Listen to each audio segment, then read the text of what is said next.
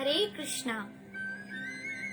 आइए आज हम सब श्रीमद् भगवद गीता 11वें अध्याय का 47वां श्लोक श्रवण करने वाले हैं और उसी की व्याख्या को भी समझने का प्रयास हम सब करेंगे।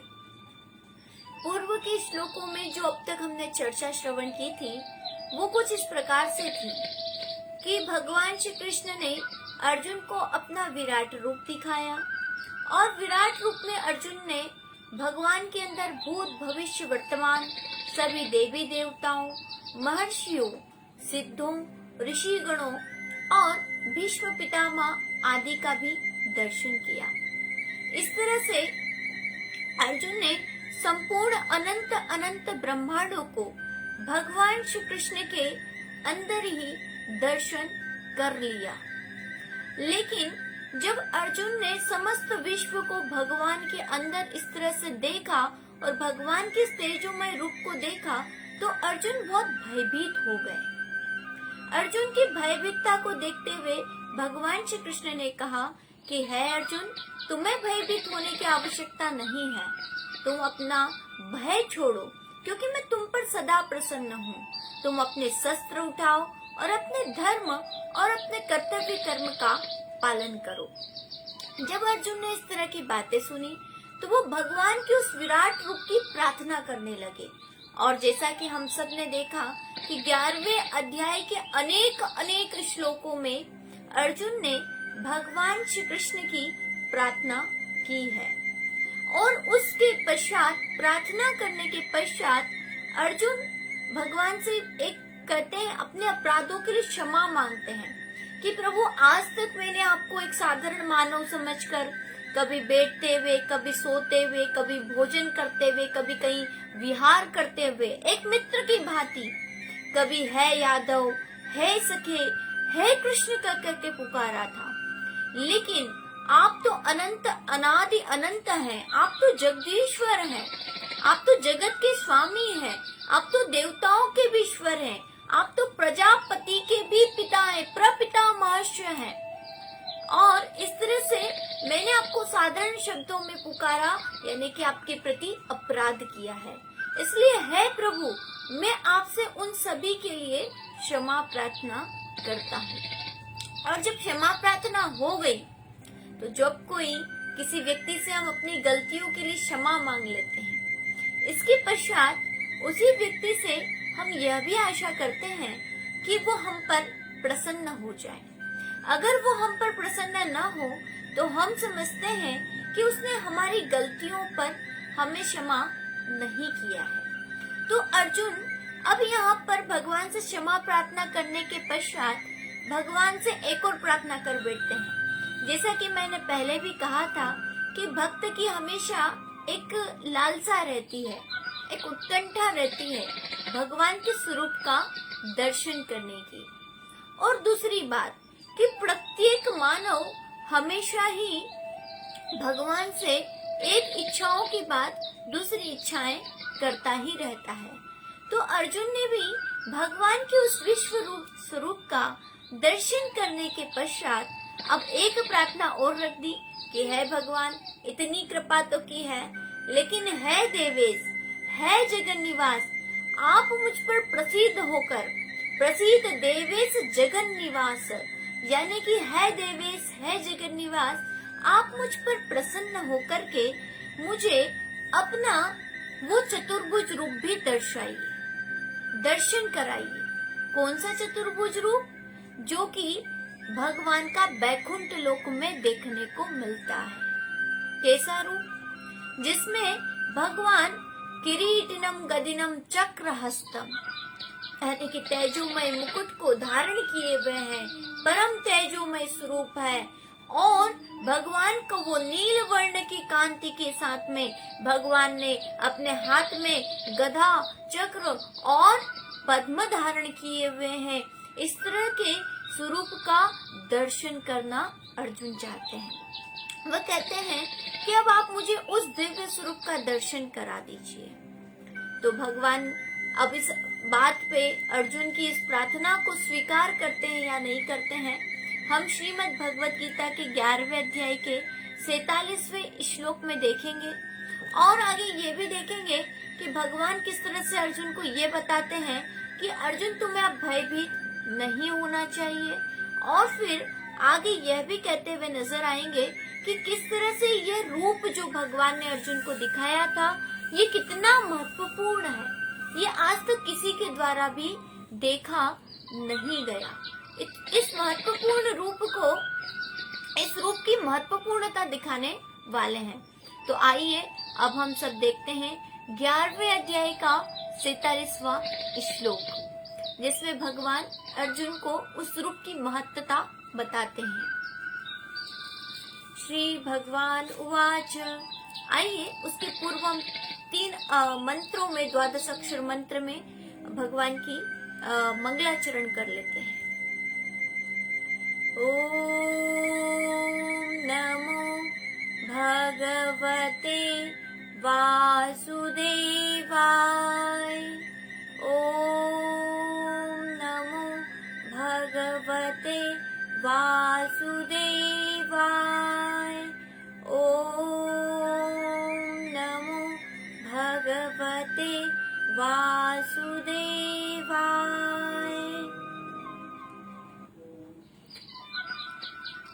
श्री भगवान उवाच।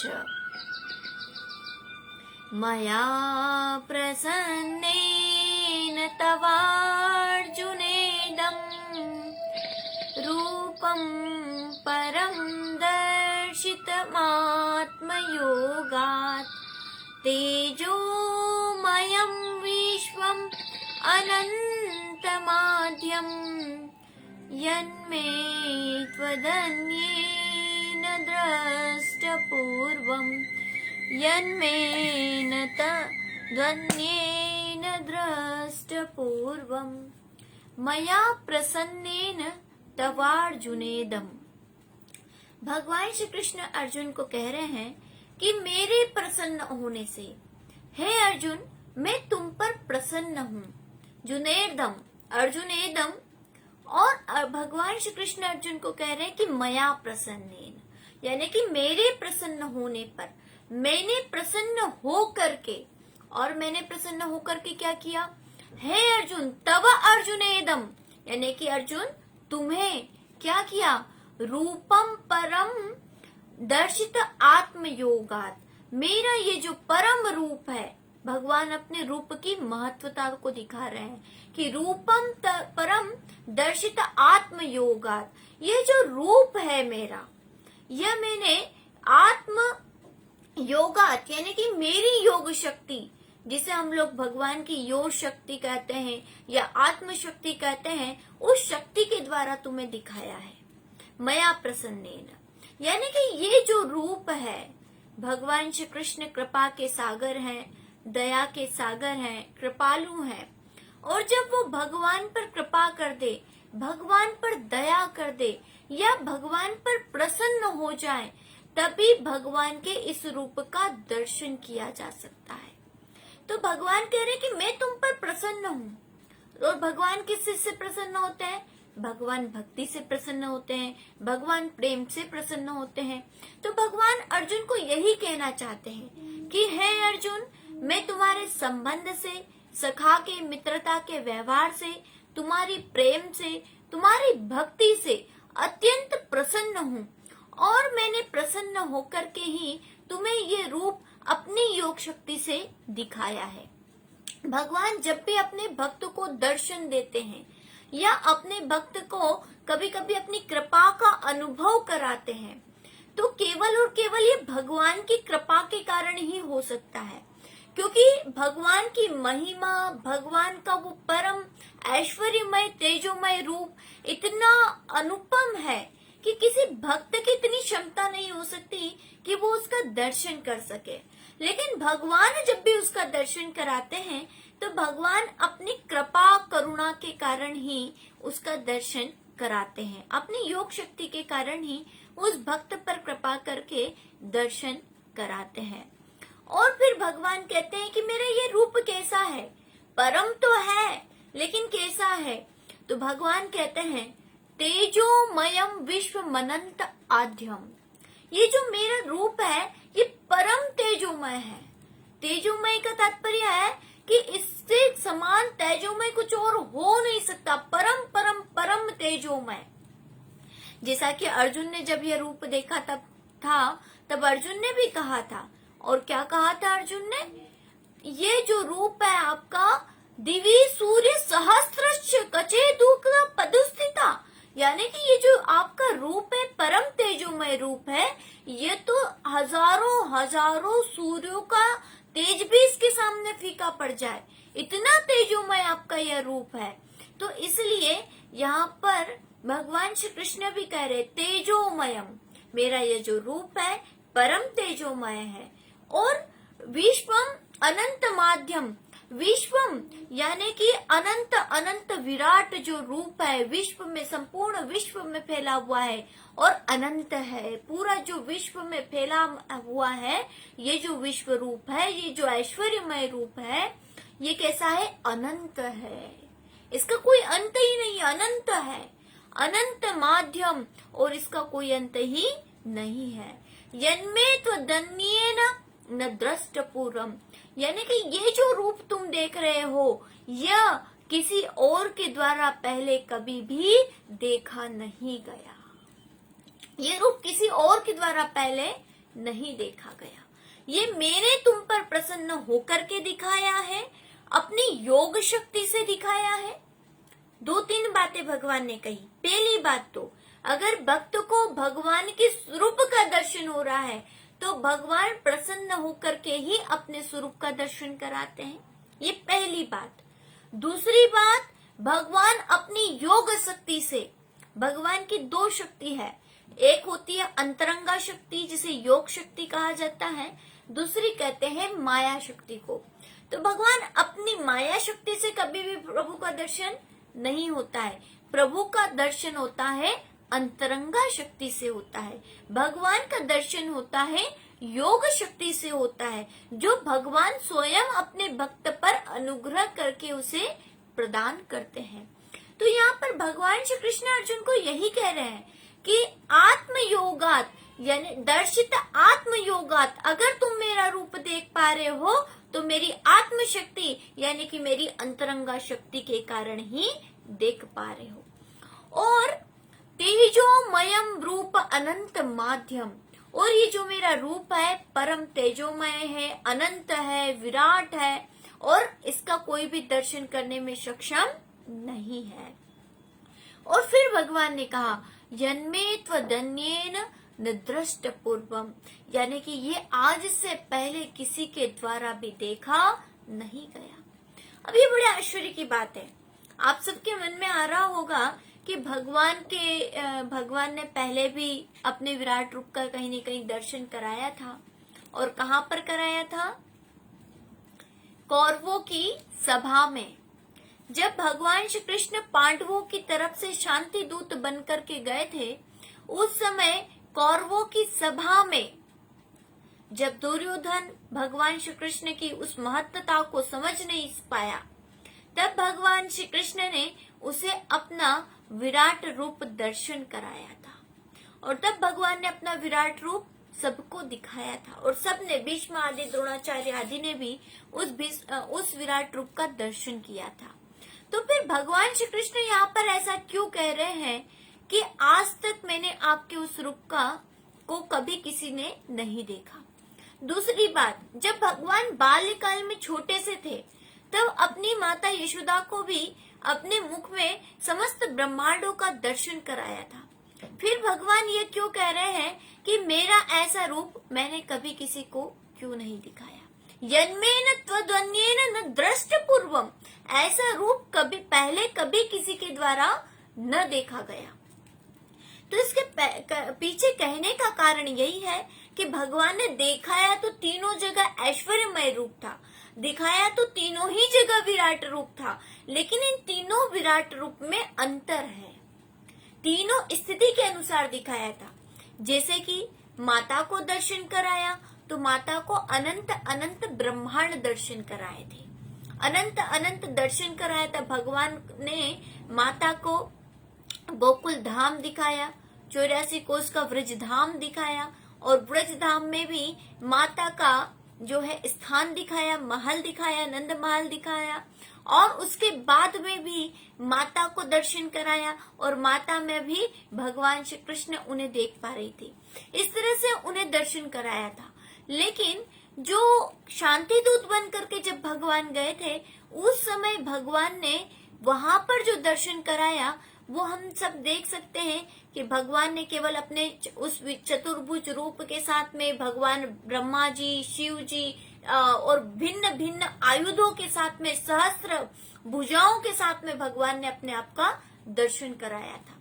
लेकिन यहाँ पर जो दर्शन करा रहे हैं, वो भगवान ने दिखाया कौरव आदि पक्षों के, भीष्म, द्रोण आदि को अपने मुख में प्रवेश करते हुए अर्जुन को दिखाया। तो ये तीनों रूपों में अंतर है। तीनों ही रूप विराट रूप थे, तीनों ही रूप ऐश्वर्यमय थे, लेकिन इन तीनों में कहीं न कहीं यह अंतर था। इसलिए भगवान कह रहे हैं कि मैंने ये जो तुम्हें रूप दिखाया, ये जो परम तेजोमय रूप दिखाया, ये पहले किसी के भी द्वारा देखा नहीं गया है। आगे भगवान कहते हैं, कल हम सब श्रवण करेंगे कि भगवान बताते हैं कि ये रूप किसी भी कारण से नहीं देखा जा सकता। ये जो मेरा परम तेजोमय रूप है, न वेद के द्वारा, न यज्ञ के द्वारा, न ध्यान के द्वारा, न तपस्या के द्वारा, किसी के भी द्वारा ये रूप देखा जाना शक्य नहीं है। ये रूप तो केवल भगवान की कृपा से ही देखा जा सकता है। भगवान जब प्रसन्न हो तभी भक्त को स्वयं अपने रूपों का दर्शन कराया करते हैं। हम सब जानते हैं कि भगवान ने अर्जुन को तो अपना यह रूप दिखाया ही था, लेकिन भगवान ने अपने कई भक्तों को अपना चतुर्भुज रूप या भगवान श्री कृष्ण के रूप में अनेक भक्तों को दर्शन दिए हैं।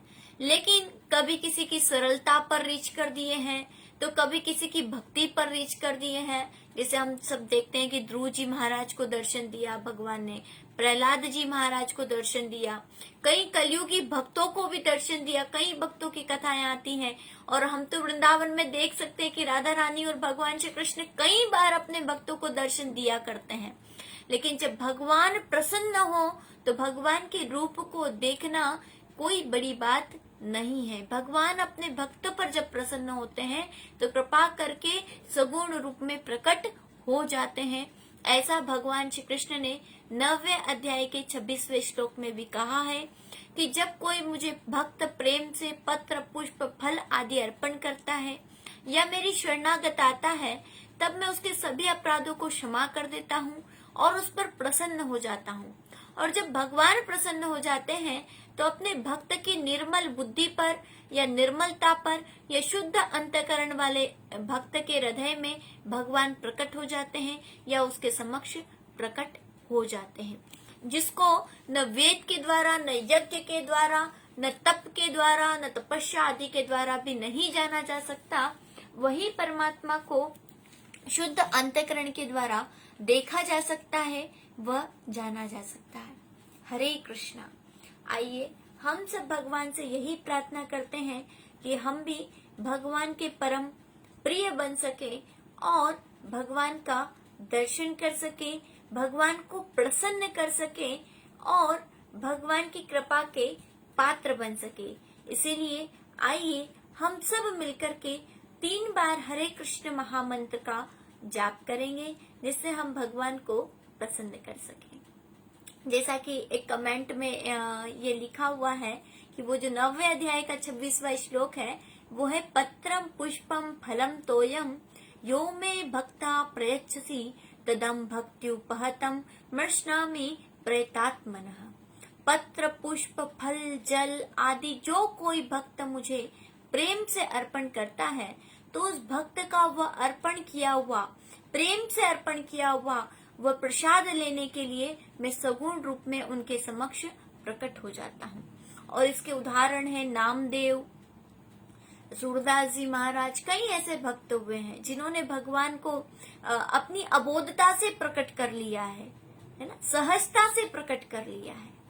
तो आइए हम सब भी भगवान से प्रार्थना करते हैं कि हमारा भी वैसा ही निर्मल मन हो, हमारा अंतःकरण शुद्ध हो, जिससे प्रभु हमारे अंतःकरण में प्रकट हो और भगवान हमसे प्रसन्न हो सके। आइए हरे कृष्ण महामंत्र का जाप। हरे कृष्णा कृष्ण कृष्ण हरे हरे, हरे राम